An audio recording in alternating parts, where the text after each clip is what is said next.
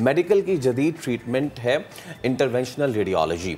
Interventional radiology के ज़रिए किन चीज़ों का इलाज किया जा सकता है, और जब रेडियोलॉजी मेरे जहन में आता है या कई लोगों के जहन में आता है तो बड़ा उनके जहन में कोई नेगेटिव सी चीज़ चली जाती है, लेकिन let's kill this myth. Doctor Irfan Amjad Lutfi साहब रेडियोलॉजिस्ट हमारे साथ मौजूद हैं। डॉक्टर साहब अस्सलाम वालेकुम। सबसे पहले तो thank you so much for your time and good morning as well. Sir ये क्या है रेडियोलॉजी? तो वी नो थोड़ा बहुत हमें पता है, लेकिन अब इसमें जैसे कि दुनिया आगे बढ़ती जा रही है, जिद्दत आती जा रही है, ये रेडियोलॉजी की कौन सी फॉर्म है, हाउ बेनिफिशियल इट इज़?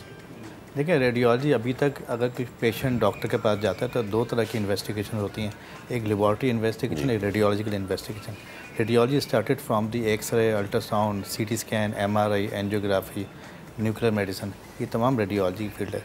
अब रेडियोलॉजी जो है इन्वेसिव रेडियोलॉजी हो गई, इंटरवेंशन रेडियोलॉजी हो गई, इसकी सुपर स्पेशलिटी है। अच्छा। तो रेडियोलॉजी क्योंकि इमेजिंग करती है, बॉडी की हेड टू टो इमेजिंग करती है, तो उसकी एनाटॉमिकल ओरिएंटेशन बहुत अच्छी होती है। तो अब ये जब से लेप्रोस्कोपिक सर्जरी, की होल सर्जरी ईजाद हुई है ताकि लोगों का पेट ना काटा जाए, सिर्फ अंदर कैमरा ले जा के सर्जरी की जाए, तो अब सारी जगहों पे ऐसी ट्रीटमेंट की जा रही है जिसमें कम से कम इंसिजन दिया जाए। अच्छा। तो इसको सिंगल प्रेक से, निडल प्रेक के ज़रिए वेन और आर्टरी के अंदर जाकर ट्रीटमेंट करते हैं। सही, ठीक।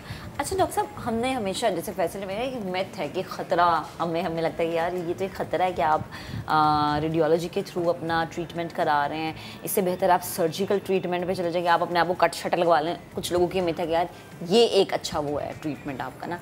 मैं चाहूँगी कि इस मिथ को थोड़ा सा आप जो है ना लोगों का कॉन्सेप्ट वो करें कि नहीं ऐसा कोई नुकसान नहीं होता है, आप रेडियोलॉजी के थ्रू भी अगर कोई ट्रीटमेंट करवा रहे हैं वो आपकी हेल्थ के लिए उतना ही बेहतर है। देखिए, लोगों का जो कॉन्सेप्ट है वो नॉन मेडिकल प्रोफेशनल्स का, जिनको नॉलेज नहीं है, उनका कॉन्सेप्ट है। रेडिएशंस एक हैज़र्डस चीज़ है। रेडिएशन आपको एक्सरे बीम जो है, एक्सरे बेसिकली बॉडी में नुकसान करते हैं, और जिन चीज़ों में भी एक्सरेज होते हैं वो बॉडी को नुकसान करते हैं। मगर मतलब आप कोई भी एक्सरे करवा रहे हैं आपकी बॉडी को नुकसान है? हाँ, नुकसान पहुँचता है। अच्छा। मगर एक सर्टेन हद तक, मगर medical imaging body bone penetrate कर रही है ना वो रेस, नहीं पूरी बॉडी में जाती है ना, तो सॉफ्ट टिश्यू में भी जाती है, बोन्स में भी जाती है। तो मगर पेनिट्रेट भी होती है और निकल भी जाती है। ठीक है। तो अगर डायग्नोस्टिक इमेजिंग कर रहे हैं तो वो इतना नुकसान नहीं पहुँचाती। अगर आप मुस्तकिल रेडिएशन में एक्सपोज हो रहे हैं रोज़ाना जाके, तो वो आपकी स्किन को भी नुकसान पहुँचाएगी, बॉडी को भी, और लॉन्ग टर्म में कैंसर भी हो जाता है उससे। अच्छा। तो रेडियोलॉजिस्ट जितनी भी इमेजिंग करता है हर रोज़ रेडिएशन से एक्सपोज होता है, उसके पास गैजेट्स होते हैं, लेड्स होते हैं, तो लेड से बीम क्रॉस नहीं होती, लेड एप्रन्स होते हैं, लेड गॉगल्स होते हैं, तो लेड कैप होते हैं, इस तरह से, तो उनको नुकसान नहीं। ये तो आपने बता दिया कि किस तरीके से इसको किया जाता है। अच्छा, हमारे यहाँ टेक्नोलॉजी ये कितनी ज़्यादा मुतारिफ हो चुकी है, पूरी दुनिया में इस टेक्नोलॉजी से कैसे फ़ायदा उठाया जा रहा है, और हम कहाँ हैं इस वक्त, किस स्टेप पे? देखिए, हम कहीं पर भी रेडियोलॉजी में या इंटरवेंशन रेडियोलॉजी में पीछे नहीं है।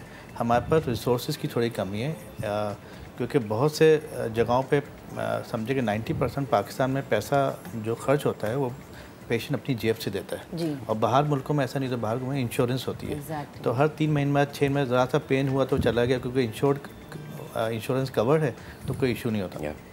हमारे पास जो इंटरवेंशन रेडियोलॉजी थोड़ी एक्सपेंसिव है। अब जैसे मैं एक मैकेनिकल थ्रोम्बेक्टमी फालिज का इलाज करता हूँ, यूट्राइन फाइब्रॉइड एम्बुलाइज करता हूँ, रेडियो फ्रिक्वेंसी एब्लेशन करते हैं, लीवर ट्यूमर को विदाउट सर्जरी, यानी लीवर की सर्जरी जो है पहले ओपन होकर होती थी और उसके लिए 15 से 20 दिन पेशेंट को लेटना पड़ता था। अब आप जाके अल्ट्रासाउंड की मदद से उसके अंदर निडल डालें और उस ट्यूमर को बर्न कर देते हैं। ओह हाँ, इनकॉन्शियस सेडेशन में ही, यानी पेशेंट भी कॉन्शियस सेडेट होता है और सम टाइम ये देना पड़ता है। तो ये 30 मिनट्स का प्रोसीजर है, पेशेंट सेम डे घर चला जाता है। ओके। तो अब सारी इन्वेस्टिगेशन इस तरह से हो गई है कि की होल हो गया, मतलब कोई भी निशान नहीं आया बॉडी पे। अच्छा, ज़बरदस्त। अच्छा डॉक्टर साहब, मैं चाहूँगी ज़रा आप ये भी बताएं कि थ्रू रेडियोलॉजी आप कौन कौन सी ऐसी बीमारी हैं जिनका इलाज कर सकते हैं?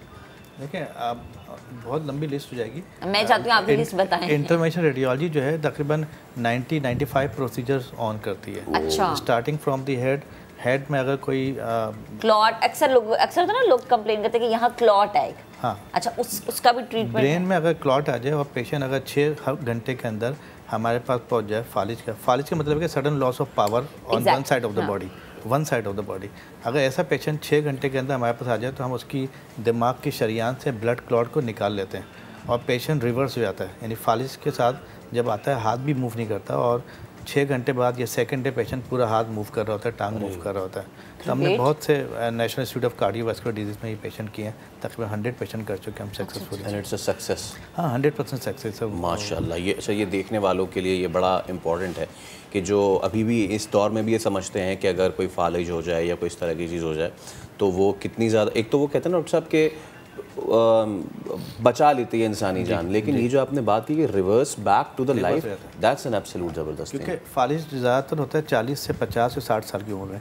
ये जो एज होती है किसी भी फैमिली में, जो आदमी या औरत काम कर रही होती है उसका ब्रेड एंड बटर यही होता है कि इसी से पूरी फैमिली चल रही होती है। और अगर ऐसा आदमी जो 40-50 साल की उम्र में फालिज जाए तो आप समझें कि पूरी सोशल लाइफ तबाह हो जाती है उसकी।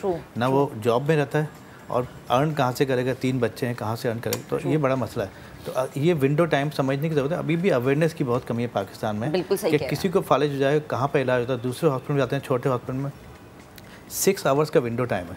6 आवर्स के बाद अगर पहुँचेंगे तो ब्रेन हमेशा के लिए डेड हो जाता है।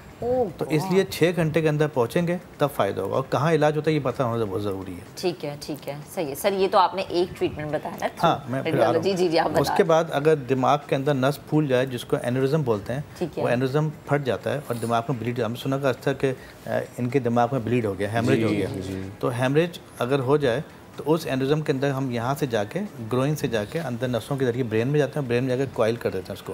पहले ये ओपन सर्जरी होती थी, हेड को, कैलवेरियम को, सर को काट के, सर खोल के और सर्जरी करते हैं। उसमें रिस्क फैक्टर था, फालिज का था। अब हम एंजियोग्राफी के जरिए उसके अंदर जाके कॉइल डाल देते हैं और वो एनेरिज्म बंद हो जाता है। इस तरह से फ्लो डाइवर्टर्स हैं, ब्रॉड नेक एनेरिज्म, इनमें एक ट्यूब डाल देते हैं जो कि फ्लो को रीडायरेक्ट कर देती है। ठीक है। फिर कैरोटिड आते हैं, गर्दन की नसें अक्सर बंद हो जाती हैं, इनसे फालिज हो जाता है। तो हम इंटरवेंशन के जरिए जाके इस नसों को खोल देते हैं, बलून प्लास्टिक करते हैं, उसमें स्टेंट डाल देते हैं, तो जो नस बंद होती है वो खुल जाती है। तो ये सारे प्रोसीजर समझेंगे अगर देखें तो आप आधे घंटे, 1 घंटे, 2 घंटे के अंदर हो जाते हैं। जो पहले ज़माने में इनकी बड़ी बड़ी सर्जरीज होती थी और पेशेंट उसमें मर भी जाते थे। उसके बाद अगर किसी को हेमोप्टाइसिस हो रहा है, बलगम में खून आ रहा है बहुत ज़्यादा, तो उसकी नसों को भी एंजियोग्राफी के जरिए बंद कर सकते हैं आप। जो टीबी के पेशेंट में अक्सर होता है कि उसमें हेमोप्टाइसिस होता है। इसके अलावा आप आ जाएं बायोप्सीज़ के लिए, लंग ट्यूमर्स के लिए। अगर लंग ट्यूमर्स होते हैं तो पहले सर्जरी होती थी उसकी, अब आप जाकर लंग ट्यूमर को अल्ट्रासाउंड और सीटी गाइड की वजह से निडल जाके उसके अंदर बर्न करना, इसको रेडियो फ्रिक्वेंसी एब्लेशन बोलते हैं, माइक्रोवेव एब्लेशन बोलते हैं। बहुत से मेथड्स हैं। इस तरह से एओर्टा है जो दिल से बड़ी शरीयान निकलती है, जो इतनी मोटी होती है, उसमें पहले सर्जरी होती थी। अब वो सर्जरी लाइफ थ्रेटनिंग होती थी। अब उस सर्जरी का भी इलाज ये आ गया कि आप बग़ैर पेशेंट को बेहोश किए और उसकी सर्जरी कर दें, यहाँ से जाके उसके एओर्टा के अंदर ग्राफ्ट लगा दें तो वो बच जाती जान। और उसके वाल्व्स बंद होते हैं, हाँ, कार्डिक वाल्व बंद तो उसकी सर्जरी भी परक्यूटेनियस होती है। इनको परक्यूटेनियस यानी कि ऊपर से करते हैं, खोलना नहीं पड़ता। इसके अलावा एब्डोमेन नहीं होती। हाँ, ठीक। उसके अलावा एब्डोमेन है, बॉडी का ऑर्गन है, उसके लीवर ट्यूमर्स हैं, किडनी ट्यूमर्स हैं, आर्टरियो वीनस मालफॉर्मेशन है, आर्टरियो वेंस का गुच्छा बन जाता है जो कि बाद में ब्लीड कर जाता है, जानलेवा होता है, उसको हम बंद कर देते हैं।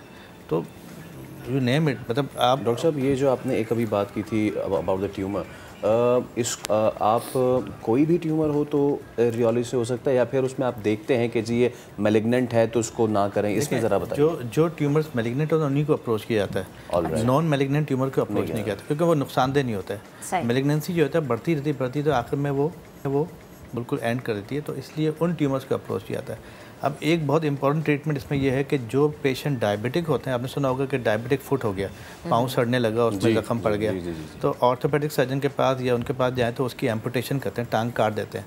हम उस टांग को कटने नहीं देते, हम उस टांग की नसें खोल कर उसको दोबारा कारआमद कर देते हैं। इसको लिम्ब सैल्वेज बोलते हैं। ठीक है डॉक्टर साहब, बेहद शुक्रिया हमारे साथ मौजूद थे, गुफ्तगू कर रहे थे। बड़ा ज़रूरी है कि लोग चले कि भाई चीज़ें बड़ी बदल गई हैं, जिद्दत आ गई है चीज़ों में। आप सिर्फ ये ना समझे कि अगर आपकी बॉडी पे कट लग रहा है, खून निकल रहा है, तभी आपका ट्रीटमेंट होगा। इसके बगैर भी आपका जो अगर कोई मेजर इशू है उसका ट्रीटमेंट हो सकता है थ्रू रेडियोलॉजी।